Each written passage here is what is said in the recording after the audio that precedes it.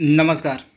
एक बार फिर से आप सभी का बहुत बहुत स्वागत है परीक्षा वर्ल्ड के इस यूट्यूब चैनल में।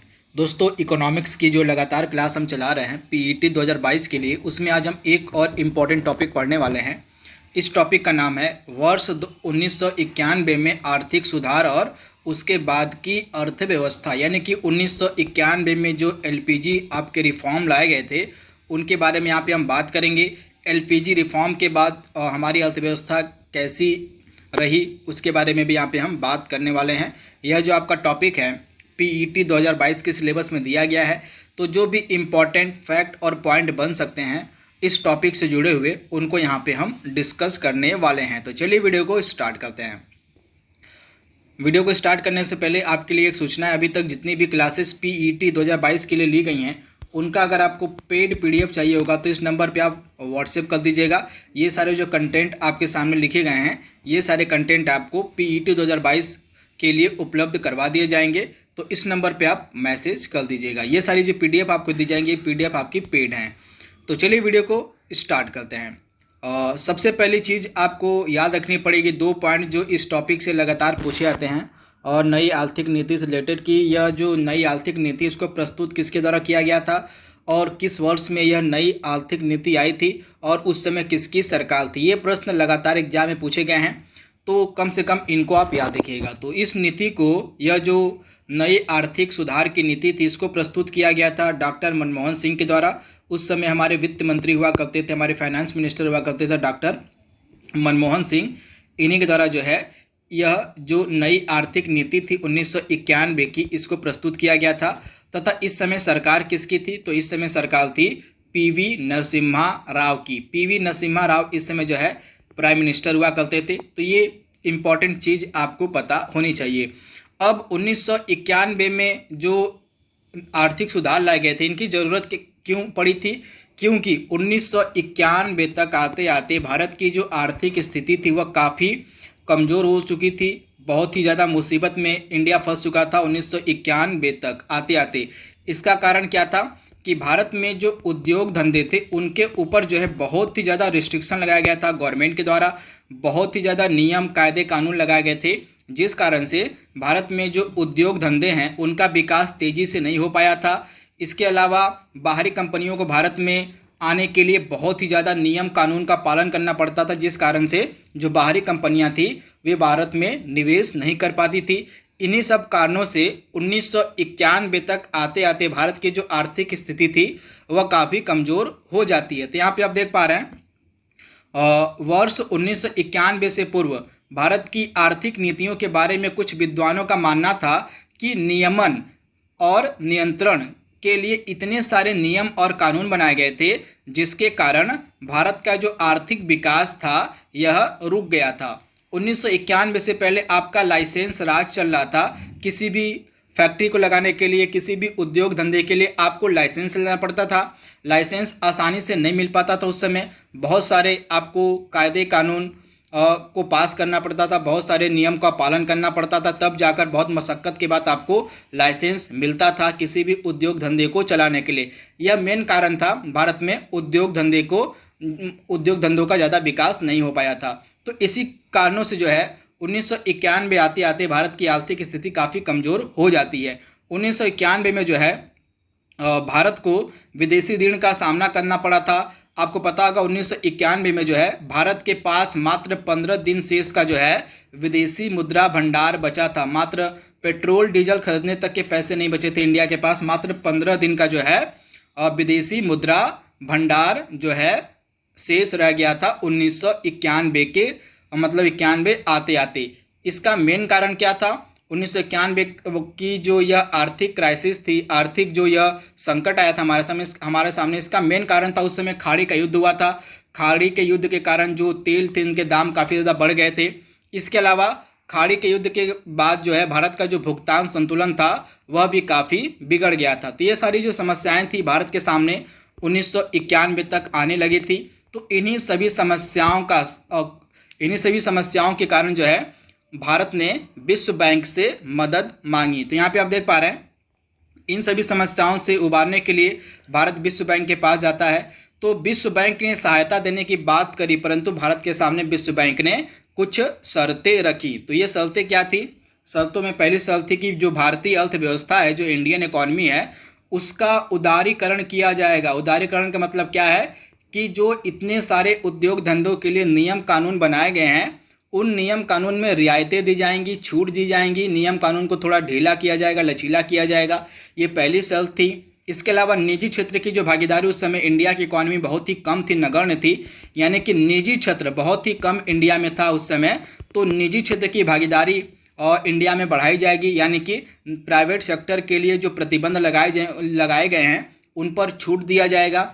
और तीसरी शर्त वर्ल्ड बैंक ने क्या रखी कि भारत जो है WTO का मेंबर बनेगा, वर्ल्ड ट्रेड ऑर्गेनाइजेशन का सदस्य बनेगा। तो ये 3 इंपॉर्टेंट शर्तें थी जो विश्व बैंक ने भारत के सामने रखी, और इन शर्तों के साथ ही वर्ल्ड बैंक ने भारत को $7 बिलियन का ऋण दिया। तो कुछ समय के लिए भारत को राहत मिली। तो इसके बाद भारत ने जो है उपरोक्त शर्तों को मान लिया, और उपरोक्त शर्तों को मानने के बाद भारत ने जो है WTO की सदस्यता भी ले ली। 1 जनवरी 1995 को, तो फैक्ट आप याद रखिएगा, 1 जनवरी 1995 को भारत ने WTO की सदस्यता को भी ग्रहण कर लिया। और 1991 की जो आर्थिक नीति थी उसको पहले ही घोषित किया जा चुका था। तो 1991 की जो नई आर्थिक नीति थी, ये इसके 3 आयाम थे, 3 डायमेंशन थे। कौन कौन से? एक था निजीकरण, दूसरा था उदारीकरण, और तीसरा था विश्वव्यापीकरण यानी कि ग्लोबलाइजेशन। इसको हम LPG रिफॉर्म्स के नाम से भी जानते हैं। आगे इन तीनों के बारे में हम बात करेंगे कि LPG रिफॉर्म्स आने के बाद भारत की जो अर्थव्यवस्था है किस प्रकार से आगे बढ़ती है। तो इस LPG रिफॉर्म को लाने का क्या कारण था, मैंने आपको बता दिया है कि 1991 से पहले क्या क्या नियम कानून हुआ करते थे भारतीय उद्योग धंधों को चलाने के लिए। उन्हीं नियम कानून के चलते ही जो भारत का आर्थिक विकास था वह रुक गया था, और 1991 आते आते भारत की जो अर्थव्यवस्था थी वह संकट में पड़ गई थी। इसी संकट के चलते इस नई आर्थिक नीति को भारत में इंट्रोड्यूस किया गया था। किसके द्वारा? तो डॉक्टर मनमोहन सिंह जी के द्वारा। उस समय डॉक्टर मनमोहन सिंह जो है वित्त मंत्री हुआ करते थे। तो ये फैक्ट आपको याद रखना है। तो जो सारी चीज़ें मैंने आपको बताई हैं वही सारी चीज़ें यहाँ पे आपको लिखी गई हैं। चाहे तो आप इसका नोट्स बना सकते हैं या आप स्क्रीनशॉट ले सकते हैं, इसका भी आप स्क्रीनशॉट ले सकते हैं। इसके बाद जो नई आर्थिक नीति हमारी आई थी और इसके मुख्य क्षेत्र क्या थे, क्या क्या एरिया थे इसके, तो राजकोषीय नीति, मौद्रिक नीति, मूल्य निर्धारण नीति, विदेशी नीति, औद्योगिक नीति, विदेशी विनियोग नीति, व्यापार नीति तथा सार्वजनिक क्षेत्र नीति। ये इंपॉर्टेंट क्षेत्र थे, एरिया थे आपके नई आर्थिक सुधार नीति के। तो इनके बारे में आप याद रखिएगा। अब ज़्यादातर हमारा फोकस इसमें है LPG रिफॉर्म्स पर, निजीकरण पर, उदारीकरण पर और ग्लोबलाइजेशन पर। तो आइए इनके बारे में बात कर लेते हैं और इनके आने से आगे हमारी अर्थव्यवस्था किस प्रकार से आगे बढ़ती है उसके बारे में भी बात करते हैं। तो सबसे पहले हम बात करेंगे उदारीकरण के बारे में। उदारीकरण का मतलब क्या है? मुक्त होना, यानी कि उदार बनना, लिबरल बनना। मतलब जो भी उस समय कायदे कानून जटिल हुआ करते थे, नियम कानून जटिल हुआ करते थे उद्योग धंधे के लिए और प्राइवेट सेक्टर के लिए, उनमें ढील दी गई।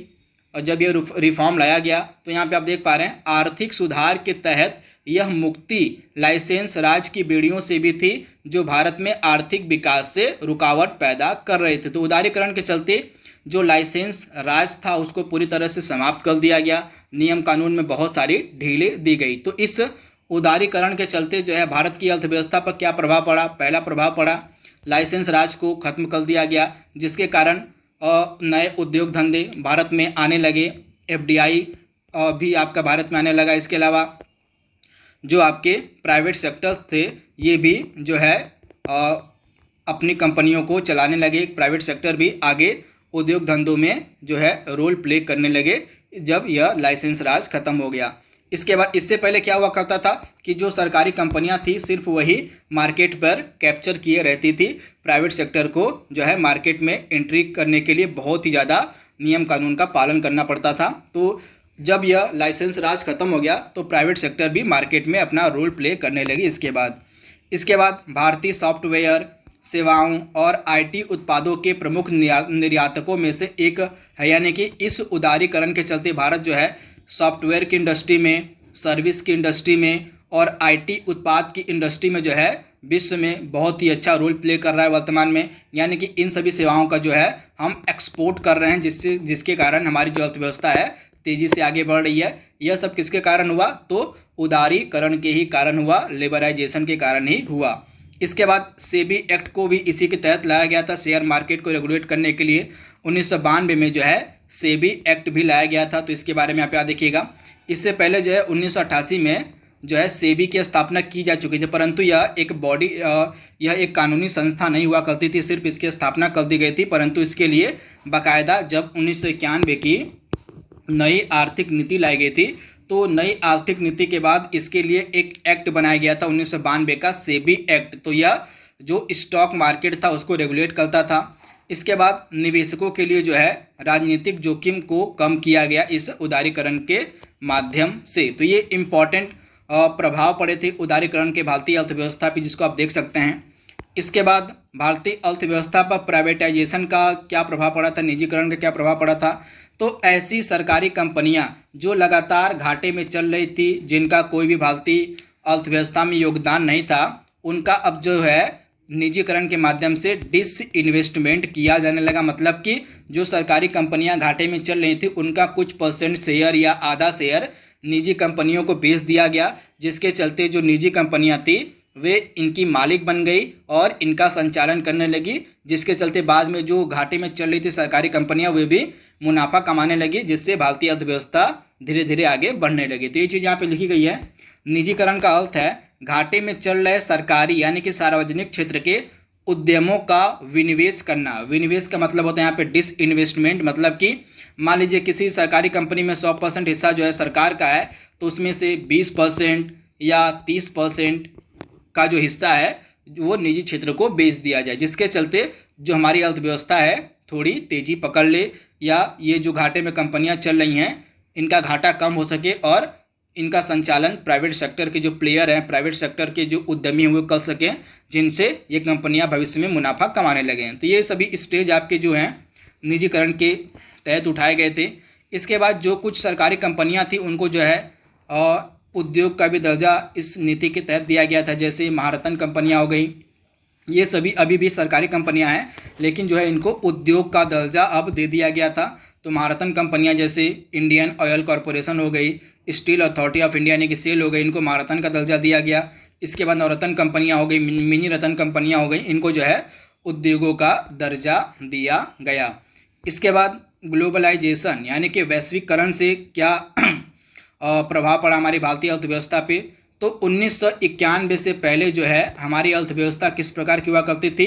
हमारी अर्थव्यवस्था जो है क्लोज्ड इकोनॉमी यानी कि बंद अर्थव्यवस्था हुआ करती थी। बाहरी कंपनियों को जो है भारत में आने के लिए बहुत ही ज़्यादा नियम और बहुत ही ज़्यादा कानून का पालन करना पड़ता था। बहुत सारे जो है स्टेप फॉलो करने पड़ते थे अगर आपको भारत में इन्वेस्टमेंट करना है तो इन सभी मजबूत नियम और कानून के चलते जो एफडीआई था वह भारत में नहीं आ पाता था। भारतीय कंपनियां जो हैं भारत में निवेश नहीं कर पाती थी, जिससे भारत का आर्थिक विकास 1991 आते आते रुक गया। तो भारत की जो अर्थव्यवस्था बंद अर्थव्यवस्था बनी हुई थी 1991 से पहले, इसको अब खोल दिया गया। अब बाहरी कंपनियां भारत में निवेश कर सकती थी, बाहरी कंपनियां भारत में अपना पैसा लगा सकती थी, अपनी कंपनी को स्थापित कर सकती थी, जिसके चलते भारत में रोजगार पैदा हुआ और भारत की जो अर्थव्यवस्था है वो धीरे धीरे आगे बढ़ने लगी। यानी कि विदेशी जो उद्यमी थे वे भी अब भारतीय धरती पर आ गए और अपना व्यापार करने लगे। ये सब किसके कारण से हुआ? तो वैश्वीकरण की नीति के कारण हुआ। 1991 की जो नई आर्थिक नीति थी उसके कारण। तो अब इससे क्या फ़ायदा भारतीय अर्थव्यवस्था को हुआ? तो निर्माण क्षेत्र, मैन्युफैक्चरिंग सेक्टर में आप देख रहे होंगे काफ़ी ज़्यादा विकास कर लिया है भारत ने। इसी के चलते इसके अलावा एफडीआई भी भारत में जो है लगभग काफ़ी अच्छा खासा आने लगा है। एफडीआई यानी कि जो भारतीय कंपनी मतलब जो विदेशी कंपनियां हैं आपको हर सेक्टर में मिल जाएंगी, हर जगह पर आपको विदेशी कंपनियां भारत में मिल जाएंगी। ये आपका वैश्वीकरण के ही कारण हुआ, 1991 की नीति के कारण हुआ। इसके अलावा रोजगार में काफ़ी ज़्यादा योगदान दे रही हैं सभी विदेशी कंपनियां, जिससे हमारी अर्थव्यवस्था तेज़ी से बढ़ रही है। इसके अलावा वित्तीय प्रवाह भी भारत में अब देखने को मिलता है। हमारा जो विदेशी मुद्रा का भंडार है अब काफ़ी अच्छा खासा हमेशा बना रहता है। जो विदेशी मुद्रा भंडार हमारा 1991 में सिर्फ 15 दिन का बचा था, यह ग्लोबलाइजेशन के कारण ही अब स्थिर रहता है, दिन प्रतिदिन बढ़ता ही रहता है। तो इसको भी आप देख लीजिएगा, ये आपका ग्लोबलाइजेशन के ही कारण संभव हुआ। इसके अलावा अंतर्राष्ट्रीय व्यापार भी, इसमें भी भारत ने काफ़ी ज़्यादा तरक्की की है इस वैश्वीकरण की नीति के कारण ही। तो ये सभी इम्पॉर्टेंट चीज़ें संभव हो पाई थी एलपीजी रिफॉर्म के कारण। भारत ने किस प्रकार से अपनी अर्थव्यवस्था को खड़ा किया, अपनी अर्थव्यवस्था को पुनः मजबूत किया एलपीजी रिफॉर्म के चलते, सारी चीज़ें यहाँ पे हमने डिस्कस कर ली हैं। तो यह आपका टॉपिक था और इकोनॉमिक्स का 1991 में जो भी आर्थिक सुधार किए गए थे और उसके बाद की जो अर्थव्यवस्था भारत में हुई उसको हमने यहाँ पे डिस्कस कर लिया है।